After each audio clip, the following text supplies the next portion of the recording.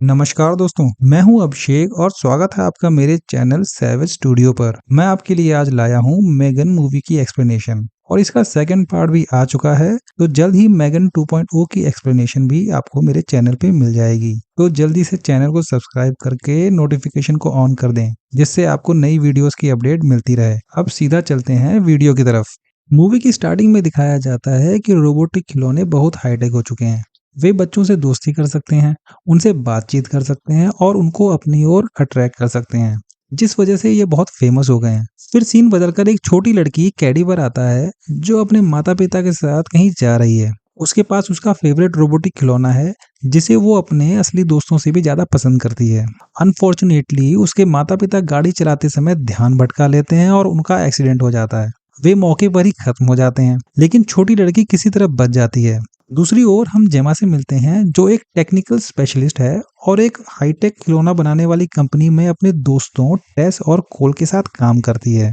जेमा बच्चों के लिए रोबोटिक खिलौने बनाती है और साथ ही एक साइड प्रोजेक्ट पर भी काम कर रही है। उसका नाम होता है मेगन। फिलहाल ये प्रोजेक्ट उनके बॉस से छुपा कर रखा हुआ है, क्योंकि वो अभी तैयार नहीं है। मेगन को एक अल्ट्रा इंटेलिजेंट रोबोट के रूप में डिजाइन किया गया है, जिसमें बच्चों के साथ खेलने, उनकी भावनाओं को समझने और उनका ध्यान रखने की क्षमता है। एक दिन जब तीनों दोस्त अपने काम में बिजी थे, उनका घमंडी बॉस डेविड अचानक आ जाता है। वो मेगन को देखता है और तुरंत जेमा पर गुस्सा करने लगता है कि उसने इतना बड़ा प्रोजेक्ट उससे क्यों छुपाया। जेमा इस पर सफाई देती है और कहती है कि ऐसी डॉल्स भविष्य में खिलौनों के बाजार पर राज करेंगी। वो मेगन से कहती है कि डेविड को हाय कहे, लेकिन मेगन अभी पूरी तरह से कंप्लीट नहीं थी। तो वह बोलने की कोशिश करती है, लेकिन उसमें आग लग जाती है। जैसा कि हमें उम्मीद था, डेविड नाराज हो जाता है और जेमा को चेतावनी देता है कि वो अपने साइड प्रोजेक्ट्स को रोक दे और मेन प्रोजेक्ट्स पर ध्यान दे। बाद में परेशान जेमा अपना सामान पैक कर रही होती है कि तभी उसे अपनी बहन के हादसे की खबर मिलती है। वो तुरंत हॉस्पिटल भागती है और देखती है कि उसकी भांजी गंभीर हालत में है। ये छोटी लड़की कोई और नहीं बल्कि कैडी है। फॉर्चुनेटली कई हफ्तों के इलाज के बाद वो ठीक होकर घर जाने लायक हो जाती है। कैडी के दादा दादी होने के बावजूद जेमा उसकी कस्टडी ले लेती है। अगले सीन में वो जेमा के घर पहुंचते हैं, जहां कई हाईटेक रोबोट्स होते हैं। उनमें से एक उसके पास आता है और कहता है कि उसके पास 6 मैसेजेस हैं और उन्हें पढ़ना शुरू कर देता है। यह देखकर कैडी बहुत डर जाती है, तो जेमा रोबोट को बंद कर देती है। फिर वह कैडी को घर में घुमाती है, उसे आरामदायक महसूस कराने की कोशिश करती है। हालांकि यह साफ है कि जेमा यहाँ पर कॉन्फिडेंट नहीं थी, क्योंकि उसे बच्चों के साथ रहने का अनुभव नहीं है और वो नहीं जानती कि उनसे कनेक्ट कैसे हुआ जाए। अगली सुबह जेमा एक चाइल्ड थेरेपिस्ट लीडिया को बुलाती है, ताकि वो कैडी को देख सके। निरीक्षण करने के बाद लीडिया कहती है कि घर में मौजूद खिलौने कैडी के लिए ठीक नहीं है, लेकिन जेमा इस बात से एग्री नहीं करती। वह सिर्फ चाहती है कि उसकी भांजी किसी भी तरह खुश रहे। रात में जब जेमा अपने काम में बिजी होती है, कैडी उसके पास आती है और पूछती है कि वो क्या कर रही है। जेमा बताती है कि वो एक ऐसे रोबोटिक खिलौने बनाती है जो बच्चों के साथ बातचीत कर सके। कैडी को ये सुनकर बहुत अच्छा लगता है। वो अपनी आंटी की तारीफ करती है।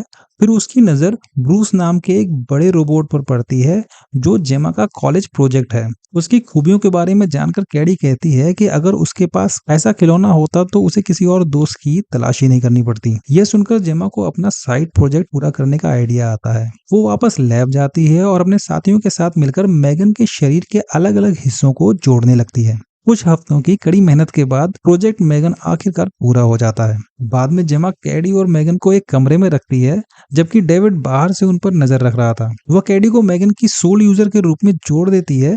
कुछ देर बाद मेगन धीरे धीरे अपनी आंखों को खोलती है और वो ऑलमोस्ट एक इंसान जैसी लग रही थी। कैडी थोड़ा घबराती है, लेकिन जब मेगन उससे बातचीत शुरू करती है तो वो शांत हो जाती है। मेगन यहाँ पे कुछ ही सेकंड्स में कैडी का परफेक्ट स्केच बना देती है। यह देखकर कैडी को बहुत अच्छा लगता है और डेविड यह सब देख रहा था। वो जेमा को कॉन्ग्रेचुलेट करता है और जल्द ही इस प्रोडक्ट को बाजार में लॉन्च करने का फैसला करता है। इसके बाद जेमा दोनों को घर ले आती है। मेगन कैडी को ध्यान से देखती है और उसकी भावनाओं और फेशियल एक्सप्रेशंस को बेहतर समझने के लिए सब कुछ रिकॉर्ड करती है। कैडी को इन सब बातों से कोई फर्क नहीं पड़ता, क्योंकि अब उसके पास एक दोस्त है। इस तरह दोनों ज्यादातर समय साथ बिताने लगते हैं, खेलते हैं, नाचते हैं और साथ में सोते हैं। अब जेमा के पास खुद के लिए भी समय होता है, बिना अपनी भांजी की चिंता किए। एक दिन जब जेमा और उसकी टीम लैब में मेगन को अपग्रेड करने की कोशिश कर रही रही थी और वो मेगन के पेरेंट्स की डेथ के बारे में अपने दोस्तों को बता रही थी कि अचानक मेगन खुद को ऑन कर लेती है और उनकी बातचीत में इंटरफेयर करती है कि वो सब कुछ जानना चाहती है। यहाँ पर साफ देखा जा सकता है कि मेगन का दिमाग या उसे सॉफ्टवेयर कह सकते हैं, कैडी के बारे में और बातें जानना चाह रही थी। जेमा उसे वापस स्लीप मोड में जाने का ऑर्डर देती है, लेकिन मेगन कहती है कि वह केवल कैडी की सुनेगी और किसी और का ऑर्डर वो नहीं मानेगी। यहाँ पर जेमा किसी तरह से एक सेकेंडरी अकाउंट सेट करके उसे बंद कर देती है। नेक्स्ट मॉर्निंग मेगन खुद से ऑन होती है और बाहर खूबसूरत सनराइज को देखती है। वह सोचती है कि उसकी एग्जिस्टेंस का उद्देश्य क्या है, क्या सिर्फ कैडी की रक्षा करना या उससे भी बड़ा कोई मकसद। इससे हम जान पाते हैं कि यहाँ पर धीरे धीरे मेगन में भावनाएं विकसित होने लग चुकी हैं। एक दिन बगीचे में खेलते समय उनका डंडा पड़ोसी के आंगन में चला जाता है। मेगन उसे लेने की कोशिश करती है, लेकिन पड़ोसी का डरावना सा उसे काट लेता है और अंदर ही खींच लेता है। कैडी भी उसे बचाने की कोशिश में घायल हो जाती है। तभी जेमा समय पर पहुंचकर कैडी को खींच लेती है और पड़ोसी महिला सेलिया को कुत्ते का ध्यान न रखने के लिए डांटती है, लेकिन सेलिया उल्टा जेमा को कैडी का ध्यान न रखने के लिए दोषी ठहराती है। इस दौरान मेगन उठकर सेलिया को गुस्से से घूरती है। मेगन क्लियरली यहाँ पर सेलिया के कुत्ते को पोटेंशियल थ्रेट मान चुकी थी। उस रात जब सब सो रहे होते हैं, मेगन सेलिया के आंगन में जाती है और उसके कुत्ते को खत्म कर देती है। यहाँ पर वो उसकी बॉडी को भी छुपा देती है। अगली सुबह सेलिया अपने कुत्ते को ढूंढ रही होती है, लेकिन जेमा इस पर ध्यान नहीं देती क्योंकि आज उसकी कंपनी में मेगन का एक बहुत बड़ा डेमो होने वाला था। कैडी भी डेमो का हिस्सा थी क्योंकि वो ही मेगन को नियंत्रित कर सकती थी। यहाँ पर एक्चुअली कैडी की तबीयत सही नहीं थी, पर वो जेमा के लिए जाने के लिए तैयार हो जाती है। डेमो शुरू होता है। अंदर कमरे में कैडी रोने लगती है और कहती है कि वह अब भी अपने माता पिता को भूल नहीं पाई। उसे खुश करने के लिए मेगन एक लोरी गाती है। यहाँ पर यह आइडिया कामयाब हो जाता है और कैडी मुस्कुरा देती है। बाहर बैठे दर्शक ये देखकर सरप्राइज रह जाते हैं और प्रोजेक्ट में इन्वेस्टमेंट करने के लिए रेडी हो जाते हैं। हालांकि डेमो सफल हो गया था, लेकिन जेमा यहाँ पर फिर भी उदास थी क्योंकि कैडी ने अपनी भावनाओं को उससे साझा नहीं किया बल्कि मेगन से किया, क्योंकि जेमा हमेशा अपने काम में बिजी रहती थी और मेगन भले ही सॉफ्टवेयर प्रोग्राम की वजह से पर कैडी के क्लोज थी। इसी बीच उसका कलीग कर्ट मेगन का कोड चुरा लेता है ताकि वो अपने खुद के ऐसे रोबोट बना सके। अगले दिन लीडिया कैडी से मिलने आती है और एक सेशन करती है। वो जेमा को बताती है कि कैडी और मेगन के बीच जो गहरा रिश्ता बन रहा है वो फ्यूचर में प्रॉब्लम क्रिएट कर सकता है। ये सुनकर जेमा परेशान हो जाती है और कैडी से बात करने जाती है, लेकिन मेगन बीच में आकर टोक देती है। जेमा उसे बंद करने की कोशिश करती है, लेकिन मेगन अब जेमा को अपना ओनर नहीं मानती। अगले दिन जेमा कैडी और मेगन को एक एडवेंचर कैंप में ले जाती है ताकि कैडी रियल लोगों से कनेक्ट हो सके। वहां पहुंचने के बाद कैडी को अन्य बच्चों के साथ खेलने के लिए कहा जाता है, लेकिन वह सिर्फ मेगन के साथ रहना चाहती है। जेमा उसे मनाती है कि नए दोस्त बनाना अच्छा होता है। कुछ देर बाद जब जेमा खाना बना रही होती है, एक लड़का ब्रैंडन कैडी को जंगल में ले जाकर तंग करने लगता है। तभी मेगन जो ये सब देख रही थी वहां पहुंच जाती है। पहले तो ब्रैंडन उसे देख के डर जाता है, लेकिन कैडी के कहने पर कि वो तो बस एक खिलौना है, वो शांत हो जाता है और मेगन को उठाकर जंगल के अंदर चला जाता है, जहां पर वो उसे मारने पीटने लगता है।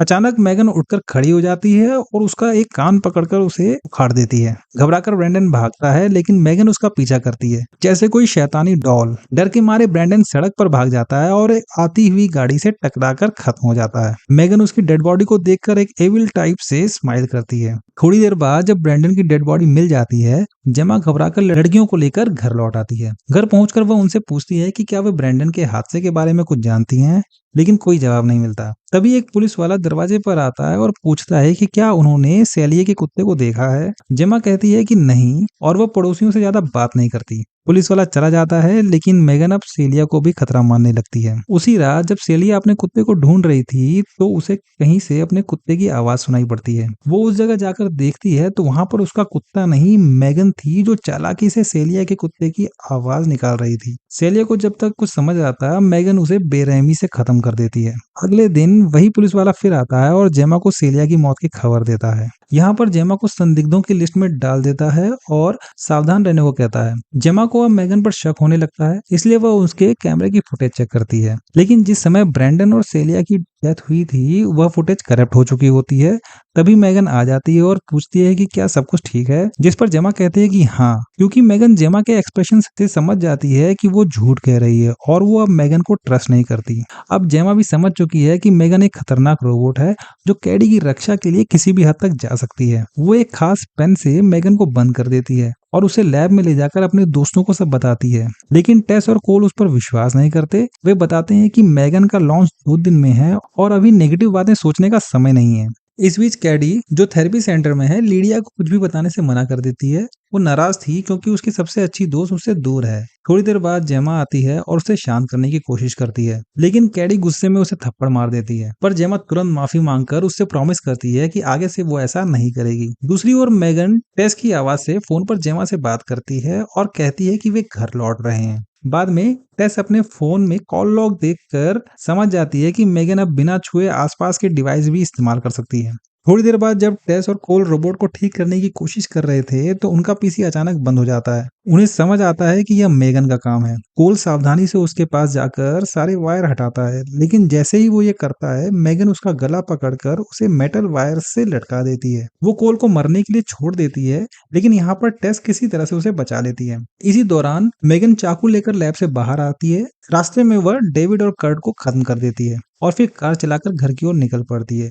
यहाँ पर मेगन का एक ही टारगेट है, कैडी। घर पहुंचकर जेमा कैडी को देखने जाती है, तभी लिविंग रूम से पियानो बजने की आवाज आती है। ये कोई और नहीं बल्कि मेगन होती है। वह जेमा को बुरा गार्जियन कहती है और कहती है कि वो अकेले ही कैडी का ध्यान रख सकती है। जेमा फिर से पेन से उसे बंद करने की कोशिश करती है, लेकिन इस बार मेगन उस पर भारी पड़ती है। दोनों में जबरदस्त लड़ाई होती है। जेमा शारीरिक रूप से कमजोर थी, लेकिन अपनी बुद्धिमानी से बराबरी करने की कोशिश करती है। लड़ते लड़ते वे बेसमेंट में पहुंच जाते हैं, जहां मेगन का चेहरा आंशिक रूप से फट चुका था, जिससे वो एक एविल डॉल जैसी दिखती है। शोर सुनकर कैडी भी वहां पहुंच जाती है और मेगन की सच्चाई देख लेती है। अब अपनी आंटी को बचाने के लिए वह जेमा के कॉलेज प्रोजेक्ट रोबोट ब्रूस को एक्टिवेट करती है और उसके कंट्रोल ग्लव्स पहन लेती है। वो मेगन पे हमला करके उसके टुकड़े टुकड़े कर देती है, लेकिन फिर भी मेगन सक्रिय रहती है।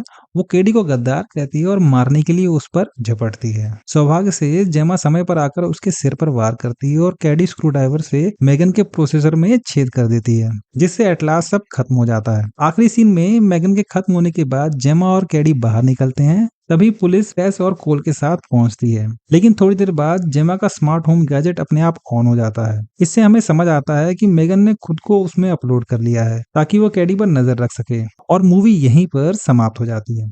मेगन की बॉडी चाहे टुकड़ों में टूट गई हो, लेकिन उसकी डिजिटल सोच शायद अभी भी जिंदा है, और ये हमें याद दिलाता है कि टेक्नोलॉजी इंसान की मदद के लिए बनाई जाती है, लेकिन अगर उस पर कंट्रोल खत्म हो जाए तो वो हमारी सबसे बड़ी दुश्मन बन सकती है। स्टोरी में ग्रीफ पेरेंटिंग और एआई एथिक्स जैसे डीप टॉपिक्स को स्मार्टली एक्सप्लोर किया गया है। एलिसन विलियम्स का एक्टिंग स्ट्रांग है और मेगन का क्रीपी चार्म मूवी को अलग लेवल पर ले जाता है।